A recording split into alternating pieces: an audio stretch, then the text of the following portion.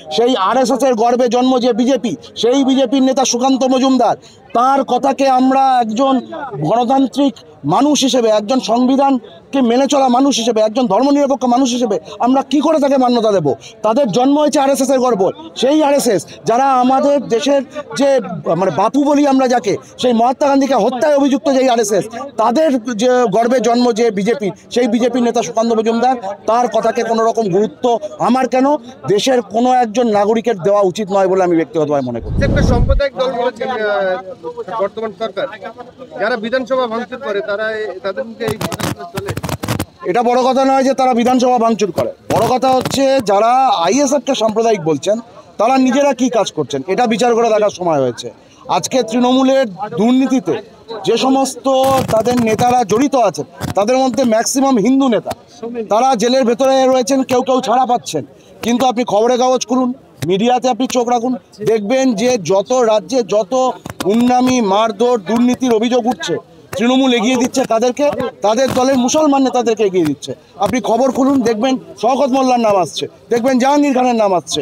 তাহলে এই যে রাজনীতি তৃণমূল করছে তাদের নিজেদের দলের নেতাদের সঙ্গে, এটা কোন রাজনীতি? এটা সাম্প্রদায়িক রাজনীতি নয়। তারা যে কোনো ধরনের ঘটনাতে তারা এগিয়ে দিচ্ছেন তাদের দলের মুসলমান নেতাদেরকে, এমন একটা ভাব দেখাচ্ছেন যেন এ রাজ্যে যত ক্রাইম সেটা মুসলমান সংখ্যালঘুরা করছে। এই রাজনীতিকে আমরা এসে বলছি এটা সাম্প্রদায়িক রাজনীতি। তাই আমাদেরকে সাম্প্রদায়িক বলার আগে নিজেরা আগে তাদের এই সাম্প্রদায়িক রাজনীতি বন্ধ করার চেষ্টা করব। 26-এ আব্বাস সিদ্দিকী এবং নওশাদ সিদ্দিকীর একটা টাকার মানে অভাবনীয় বিষয়, এবং আমরা ওই আগামী 26 তারিখের চ্যালেঞ্জ এই বছর থেকে আমরা নিয়ে নিলাম, এবং আগামী বছর আমরা রেকর্ড করে দেখিয়ে দেব যে এই বাংলাতে আগামী দিনে আইএসএফ আসবে এবং পিছিয়ে পড়া মেহনতি মানুষের দল হিসেবে তাদের প্রতিনিধিদেরকে নিয়ে আমরা এই রাজ্যে বিধানসভাতে নিয়ে যাব। এই অঙ্গীকারবদ্ধ আমরা আজ থেকে হয়ে গেল। আমরা দেখতে পাচ্ছি বর্তমানে যে মিডিয়ার একটা কিছু অংশ মিডিয়ার ভূমিকা, যে মুসলিম সম্প্রদায়ের কোনো মানুষ কোনো ছোট খারাপ কাজ করলে সেটাকে বড় করে দেখানো। ইভেন সাইফ আলী খানকে আঘাত করেছিল, সেটা কিন্তু আমরা মিডিয়া দেখিনি, সোশ্যাল মিডিয়া দেখেছি। যখনই দেখলাম যে ওর মধ্যে কোনো মুসলিম জড়িত রয়েছে, সেটাকে বিভিন্ন মিডিয়ায় হেডলাইন হয়ে গেল। ইভেন মুসলিমরা কোনো খারাপ কাজ করলে সেটাকে জঙ্গি বলা হচ্ছে। হিন্দু সম্প্রদায় সহ ইভেন অন্য অন্য সম্প্রদায় যারা কোনো খারাপ কাজ করলে সেটাকে মিডিয়াতে দেখানো হচ্ছে না। আজকে সভা দেখলেন, কোনো বড় ইলেকট্রনিক মিডিয়াকে দেখলেন এক দুটো বাদে মুসলিমদের কাজ, ভালো কাজগুলোকে ছোটগুলোকে দেখানো হচ্ছে। এটাকে আপনি একজন হিন্দু মানুষ হয়ে, হিন্দু নেতা হয়ে কি বলবেন? প্রথম কথা হচ্ছে আইএসএফ এ আমরা কোনো হিন্দু নেতা বা মুসলমান নেতা নই। আমরা আইএসএফ এর নেতা, আমরা পিছিয়ে পড়া এই রাজ্যের শুধু নয় এই দেশের সংখ্যাগুরু মানুষদের নেতা আমরা। এবং সেই জায়গা থেকে আমরা এটা বলতে পারি যে বর্তমানে গণতন্ত্রের চতুর্থ স্তম্ভ বলে যাকে বলা হয় সেই মিডিয়া আজকে দেশের সরকার দ্বারা পরিচালিত হচ্ছে। দেশের সরকারের বন্ধু যে কর্পোরেট আছে সেই কর্পোরেটের পয়সায় মিডিয়া চলছে।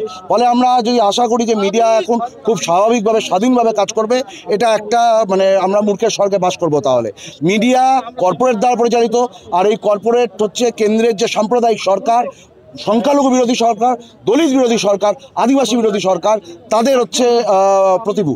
এবং আপনি শুধু বলছেন মুসলমান, আমি তো বলবো এই দেশের মিডিয়া তারা মুসলমানদের সঙ্গে সঙ্গে আদিবাসীদের কোনো খবর তারা দেখায় না। আদিবাসীদের উপর যে অত্যাচার হচ্ছে, আদিবাসীদের জল জমি জঙ্গল যেভাবে কেড়ে নেওয়া হচ্ছে, মিডিয়া সেই ব্যাপারে নিশ্চুপ। দলিতদের উপর যে আক্রমণ হচ্ছে, দলিতদেরকে যেভাবে হত্যা করা হচ্ছে, সেই ব্যাপারে মিডিয়া নিশ্চুপ। SC ST OBC এই সম্প্রদায়ের মানুষদের তাদের উপরে যে অত্যাচার প্রতিনিয়ত করছে, সেই ব্যাপারে মিডিয়া নিশ্চুপ। ফলে মিডিয়া খুব নির্দিষ্টভাবে দেশের যে সাম্প্রদায়িক সরকার চলছে, দলিত বিরোধী সরকার চলছে, আদিবাসী বিরোধী সরকার চলছে, তাদের প্রতিনিধি হিসেবে কাজ করছে। আমরা আশা করব যাতে আগামী দিনে মিডিয়া তার স্বাধীন সত্তা বজায় রেখে কাজ করতে পারে, এই আশা আমরা রাখবো। একজন হিন্দু মানুষ সুকান্ত মজুমদারের যে বক্তব্য, সেই সুকান্ত মজুমদারের বক্তব্যকে আপনি সমর্থন করেন? হিন্দু হন, ভালো হিন্দু হন, বাড়ি বাড়ি তরল। আমি আপনাকে প্রশ্ন করছি, ভারতবর্ষের স্বাধীনতা আন্দোলনে যাদের কোনো রকম ভূমিকা ছিল না, যারা চেয়েছিল ভারতবর্ষ ব্রিটিশদের অধীনে থাকুক, সেই আরএসএস এর গর্বে জন্ম যে বিজেপি, সেই বিজেপির নেতা সুকান্ত মজুমদার, তার কথাকে আমরা একজন গণতান্ত্রিক মানুষ হিসেবে, একজন সংবিধানকে মেনে চলা মানুষ হিসেবে, একজন ধর্মনিরপেক্ষ মানুষ হিসেবে আমরা কি করে তাকে মান্যতা দেব? তাদের জন্ম হয়েছে আরএসএস এর গর্ব, সেই আরএসএস যারা আমাদের দেশের যে মানে বাপু বলি আমরা যাকে, সেই মহাত্মা গান্ধীকে হত্যায় অভিযুক্ত যেই আরএসএস, তাদের যে গর্বে জন্ম যে বিজেপি, সেই বিজেপির নেতা সুকান্ত মজুমদার, তার কথাকে কোনো রকম গুরুত্ব আমার কেন দেশের কোনো একজন নাগরিকের দেওয়া উচিত নয় বলে আমি ব্যক্তিগতভাবে মনে করি। গতকাল থেকে দেখছিলাম যে এখানে ফেলার বাধা থেকে এবং আজকের মাইক দুটোকে বাধা দিচ্ছে। পুলিশের প্রতি আমার করুণা রয়েছে, সমবেদনা রয়েছে। তারা নিজেরাও জানেন যে তাদেরও চাকরির অবস্থা খুব খারাপ, তাদেরকে যেরকমভাবে তৃণমূলের নেতাদেরকে ঘাড় ধাক্কা তাদের খেতে হয়, ফলে তাদের চাকরি নিয়েও সর্বক্ষণ তাদেরকে আশঙ্কা মতো থাকতে হয়। ফলে সেই জায়গায় দাঁড়িয়ে রাজ্য সরকার তাদেরকে যে নির্দেশ দিয়েছে তারা সেই নির্দেশ পালন করেছেন মাত্র।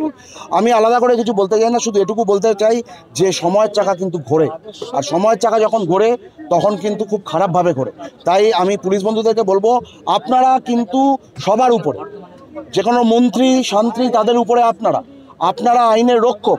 তাই আপনারা আইনের রক্ষাটাকে একদম সংবিধান মেনে, আইন মেনে আপনারা করুন। কোনো মন্ত্রীর কথায় আপনারা কিন্তু আইনকে নিজের হাতে তুলে নেবেন না, সেটা কিন্তু ঠিক না। আপনার নামটা? অনির্বাণ তলাপাত্র, আইএসএফ, দক্ষিণ 24 পরগনা জেলা।